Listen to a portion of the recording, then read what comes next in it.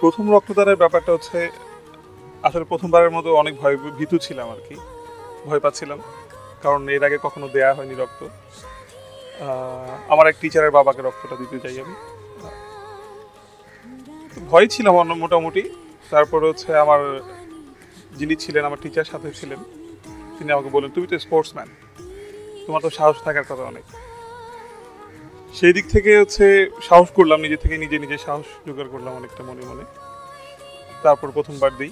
আর প্রথম দেওয়ার পরে তখন হচ্ছে অনুভূতিটা কি বলবো, আহ, এটা অনেকটা হচ্ছে কোনো কিছু অ্যাচিভ করাটা, যেটা আপনার কাছে অনেক অসাধ্য মনে হতো, সেই জিনিসটা আপনি যখন অ্যাচিভ করবেন তখন আপনার কাছে যে ফিলটা আসে বা ফিলটা হয়, ঠিক ওই মুহূর্তে আমি সেই ফিলটাই করি। ভীষণ ভালো লাগছিল, মানে যেটা বলে বোঝানোর মতো না। আর সবার উদ্দেশ্যে আমি একটা কথাই বলবো, রক্তদান করাটা আসলে আমাদের সবারই উচিত। যদিও প্রতি 6 মাস মধ্যে আমাদের রক্তের সেলগুলো চেঞ্জ হয়ে যায় ডাক্তারের ভাষ্য মতে। সো ইন দ্যাট কেস আমি অত দূরে যাব না। আমি যেটা বলতে চাই সেটা হচ্ছে অন্যের সাহায্যে, মানুষের সাহায্যে আমরা রক্তদান করার চেষ্টা করব।